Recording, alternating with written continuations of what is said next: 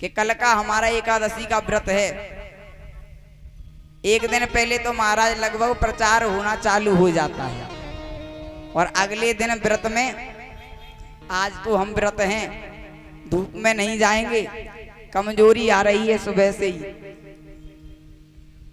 चकाचक सुबह महाराज बढ़िया साबूदाने की खीर बनाएंगे। सुनते हो, आज उधर से आए तो उधर से आते समय कुछ फल वगैरह लेते आना, हम आज खाना नहीं खाएंगे, आज हमारा व्रत है। महाराज व्रत के पीछे बढ़िया बढ़िया पकवान, सुंदर सुंदर। व्रत का तो केवल नाम है, पूरा दिन यही सोचने में लग जाता है आज शाम को क्या बनाना है। व्रत का मतलब होता है कि जिसका हम व्रत कर रहे हैं, व्रत एक संकल्प, एक अच्छा संकल्प ही व्रत है।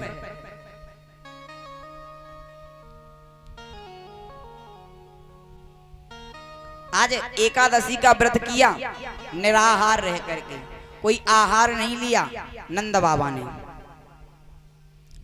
लेकिन हुआ क्या, रात्रि में महाराज जागरण किया जाता है, रात्रि को शयन नहीं किया जाता, द्वादशी के दिन शयन किया जाता है। जब द्वादशी रात्रि के 12 बजे से लगती है, आरंभ होती है, तब शयन किया जाता है।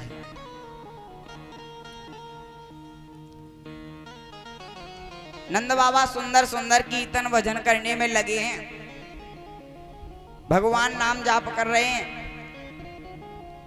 लेकिन कभी कभी भगवान नाम जाप करते समय भी महाराज नींद आ जाती है।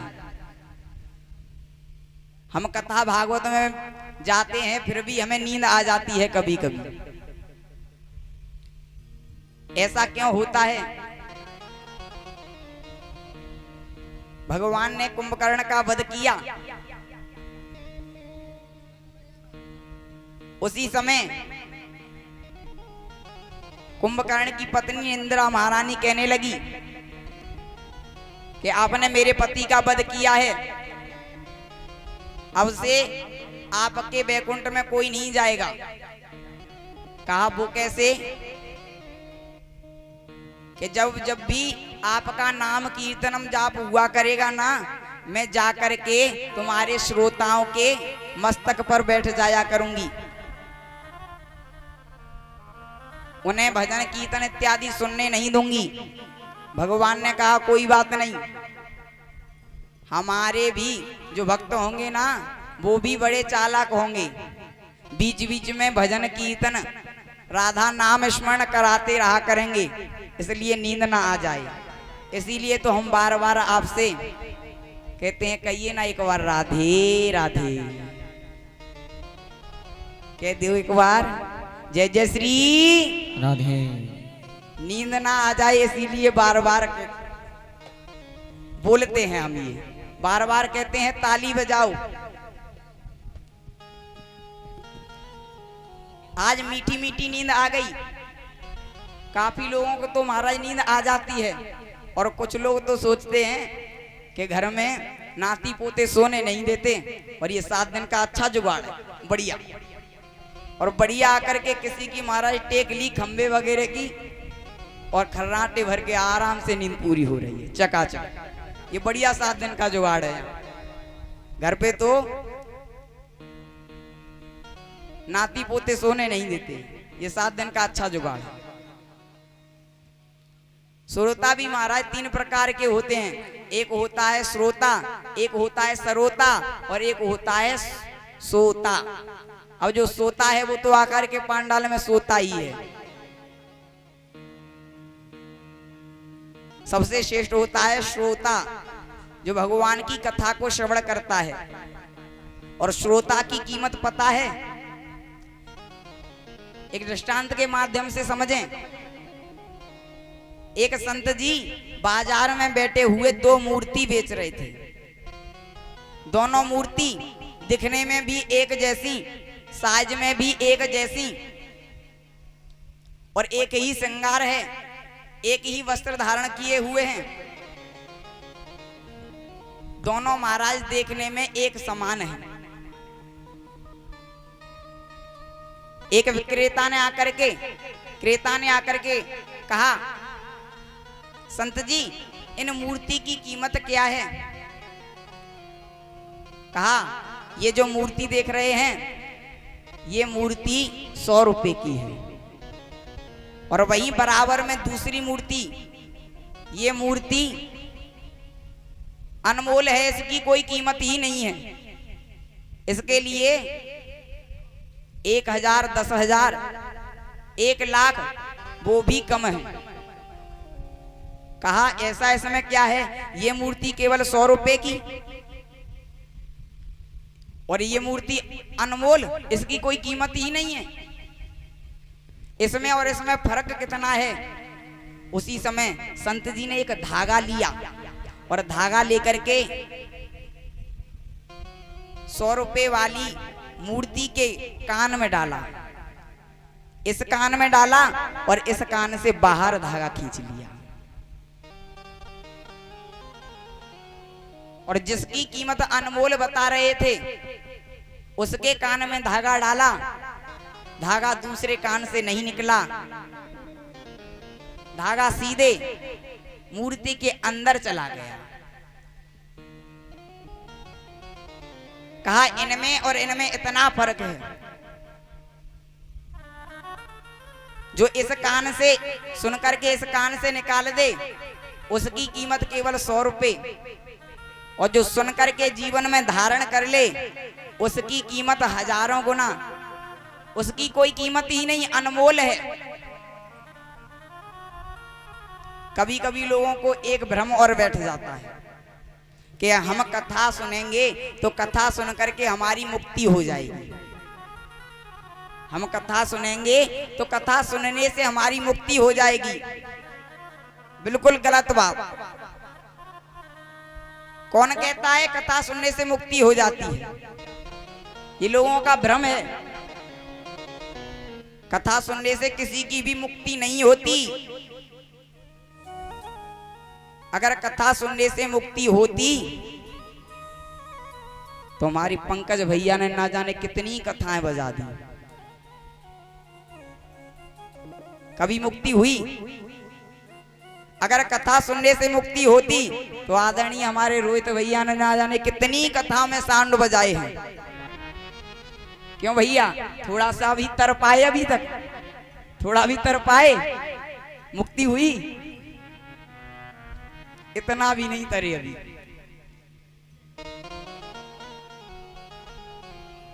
ये हमारे मन का भ्रम है कि कथा सुनने से मुक्ति हो जाएगी। अरे कथा सुनने से मुक्ति नहीं होगी, मुक्ति तो तब होगी जब हम कथा सुन करके अपने जीवन में उतारेंगे, तब जाकर के मुक्ति होगी। पता है, जिन्होंने भगवान की कथा को श्रवण नहीं किया, गोस्वामी तुलसीदास जी लिखते हैं, जिन हरि कथा सुनी नहीं काना। बड़ा ही सुंदर भाव लिखते हैं, जिन्होंने भगवान की कथा को नहीं सुना उनके कान कान नहीं है, उनके कान तो सर्प के भिल्ल के समान हैं। लिख दिया, जिन हरि कथा सुनी नहीं काना, जिन हरि कथा सुनी नहीं काना, जिन हरि कथा सुनी नहीं काना, जिन हरि कथा सुनी नहीं काना, श्रवण रांद आहे भवन समाना, श्रवण रंग आहे भवन समाना,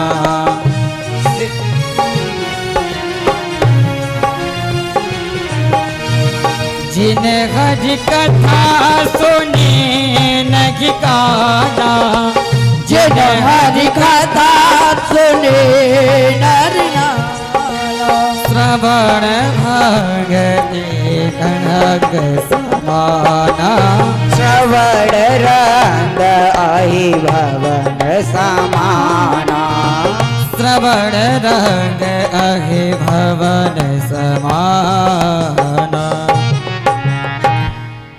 जिन्होंने भगवान की कथा को नहीं सुना, श्रवण रंध्र हमारे कान जो हैं जो सुनने वाले, श्रवण रंध्र अहि भवन सवाना। अहि कहते हैं सर्प को और भवन कहते हैं घर को। उनके कान कान नहीं है, उनके कान तो सर्प के भिल्ल के समान हैं। जिन्होंने भगवान की कथा को नहीं सुना और जिस जिब्या ने भगवान नाम संकीर्तन नहीं किया ना, उसकी जिब्या मेढक के समान है, जो महाराज हमेशा संसार की बातों में टर टर व्यर्थ में करती रहती है। उनकी जिब्या मेढक के समान है। गोस्वामी तुलसीदास लिखते हैं, आज इधर में एकादशी का सुंदर व्रत किया नंद बाबा ने। रात्रि जागरण करते हैं, लेकिन उनको नींद आ गई और जैसे ही नींद आई ना, हल्की सी नींद आ पाई, कुछ क्षण के बाद में जैसे ही नींद खुली, एकदम याद आया, राम राम आज तो मेरी एकादशी थी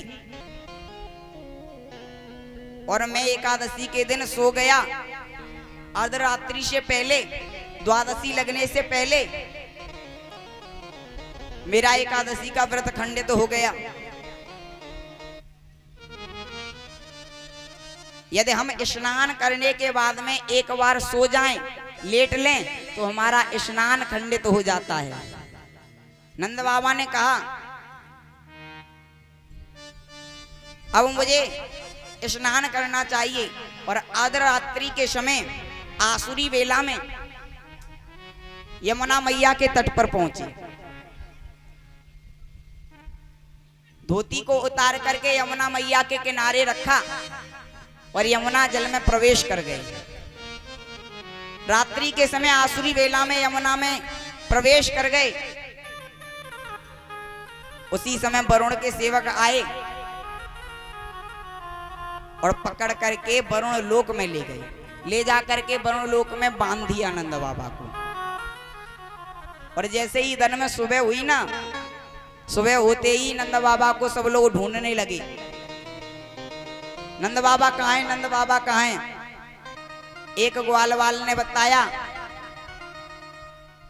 कि हमने नंद बाबा की धोती यमुना मैया की पार पर पड़ी देखी।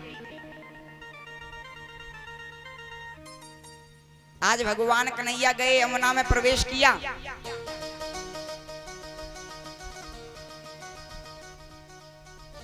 और उसी समय यमुना मैया से पूछा। यमुना मैया ने बता दिया, जल के देवता वरुण के सेवक नंद बाबा को लेकर के वरुण लोक में चली गई। और जैसे ही इतना सुना ना, मेरे प्रभु वरुण लोक में वरुण देव के पास में गए। और जैसे ही वरुण देव ने देखा, देख करके एकदम प्रणाम किया। जय हो प्रभु, आइए, नमस्कार किया। नमस्तुभ्यं भगवते ब्रह्मणे परमात्मने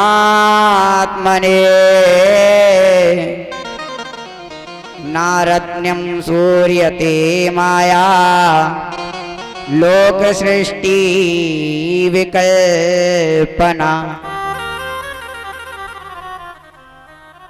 प्रभु आपको नमस्कार है, नमस्कार है, आइए, पधारिए, पधारिए। और नंद बाबा ने देखा, एकदम से बोले, यो देखो आ गयो मेरो छोरा। और जैसे ही देखा, अरे वरुण देव तो प्रणाम कर रहे हो मेरे छोरा को, या को मतलब वरुण लोक में भी अपने लाला की चले। ओहो, जब साधारण व्यक्ति की बच्चे की मुलाकात किसी बड़े अधिकारी से हो जाए तो पिता महाराज फूला नहीं समाता, पर यहाँ तो वरुण लोक में अपने लाला की चले एकदम से प्रसन्न हो गई। वरुण देव ने सुंदर आसन दिया, आइए बैठिए बैठिए। इधर में भगवान ने देखा नंद बाबा बंधे हुए हैं। तत्काल कहा वरुण देव से, ओहो ये कहाँ की रीत है, पुत्र को बराबर सम्मान दे रहे हो, बैठने के लिए आसन दे रहे हो और पिता को बांध के रखा है। कहा प्रभु हमसे भूल हो गई, हमें नहीं पता ये आपके पिता हैं। तत्काल आदेश दिया और नंद बाबा को छुड़वाया। वरुण लोक से लेकर के मेरे प्रभु और वापस आते हैं वृंदावन में। अब इधर में नंद बाबा ने आकर के बताना चालू किया। लोगों ने पूछा कहाँ गए थे, बताना चालू किया। आसुरी बेला के समय हमें ऐसे ऐसे जल में प्रवेश किया और वरुण के सेवक ले गए, और जैसे ही पता है वरुण के सामने अपना लाला पहुंचा कन्हैया, अरे वरुण की सीटी गुम है गई, एकदम से प्रणाम करने लग गए हो, एकदम से प्रणाम करने लग गए हो।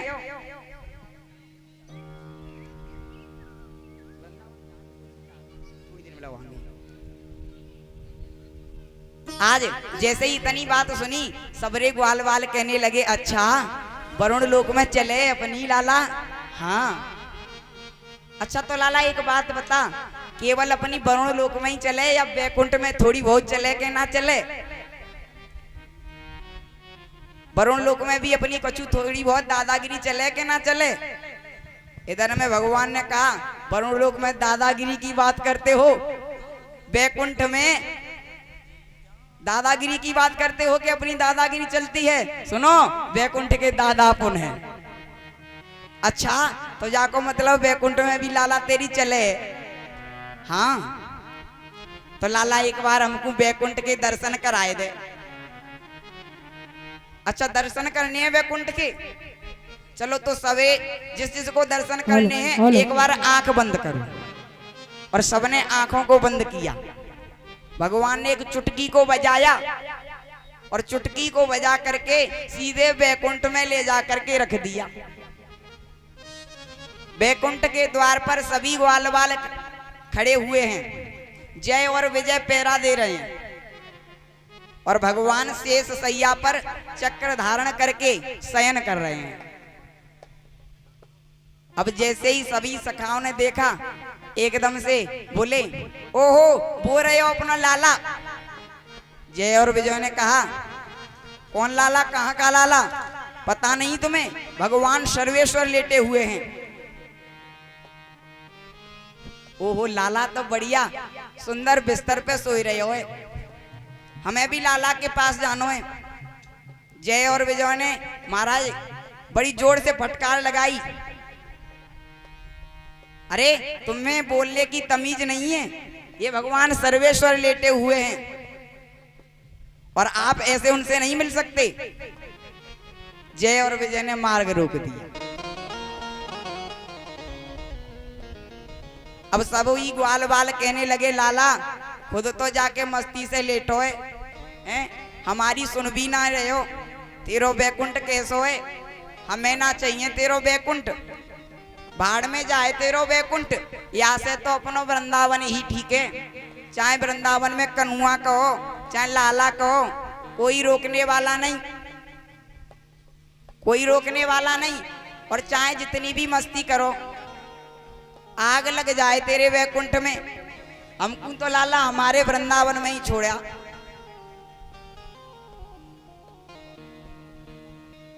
वृंदावन की शोभा साहब, वृंदावन सा वन नहीं, वृंदावन जाने को जी चाहता है। सभी सखाओं ने कहा, श्री हरिदास वृंदावन जाने को जी चाहता है।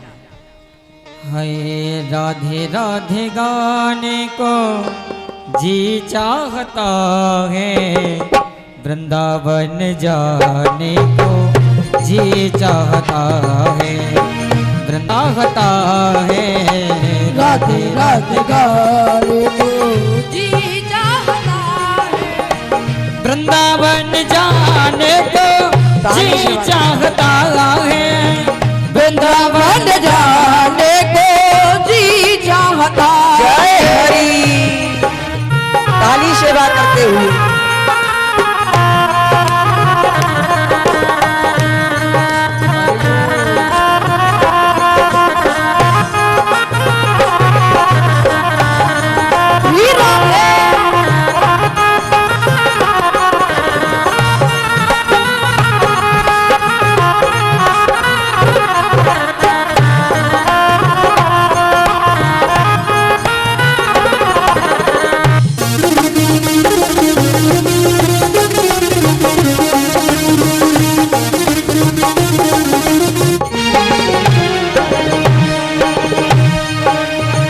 वृंदावन में यमुना किनारा, वृंदावन में यमुना किनारा, वृंदावन में यमुना किनारा, वृंदावन में यमुना किनारा, डुबकी लगाने को जी चाहता है, डुबकी लगाने को जी चाहता है, राधे राधे गाने को जी चाहता है, राधे राधे गाने को जी चाहता है। जय हरि।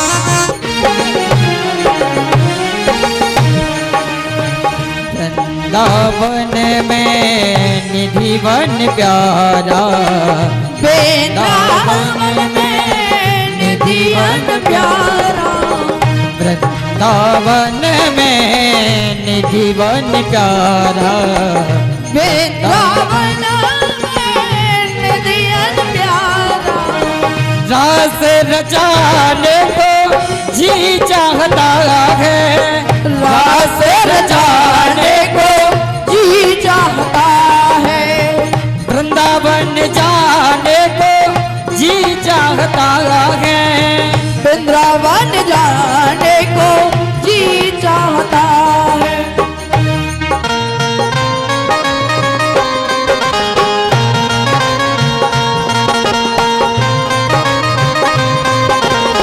श्री राधे।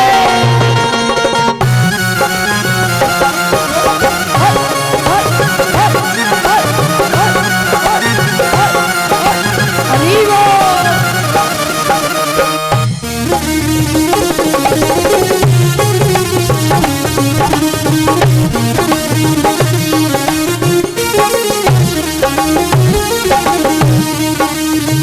वृंदावन में रस के बहुत हैं, वृंदावन में रस के बहुत हैं, वृंदावन में रस के बहुत हैं, वृंदावन में जग के बहुत हैं, शीश झुकाने को जी चाहता है, वृंदावन जाने को जी चाहता है, राधे राधे गाने को जी चाहता है, राधे राधे गाने को जी चाहता है, राधे राधे गाने को जी चाहता है, राधे राधे गाने को जी चाहता है, राधे राधे गाने को जी चाहता है।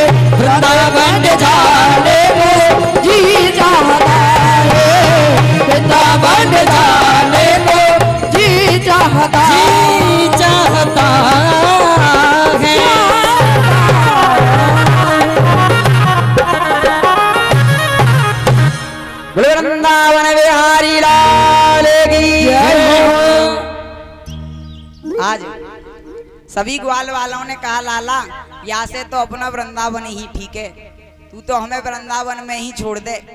कम से कम तेरे से मिलने से बात करने से कोई हमको रोकने वालों तो ना है अपने ब्रज में। भगवान ने सखाओं की दोबारा से आंख बंद करवाई हेलो हेलो और एक चुटकी को बजाया, तुरंत वृंदावन में आ गए। हेलो हेलो श्री सुखदेव जी महाराज समझाते हैं, हे राजन परीक्षित, धीमे धीमे करके समय व्यतीतता गया। इसके बाद में सुंदर महाराज पंचा अध्याय की कथा आती है।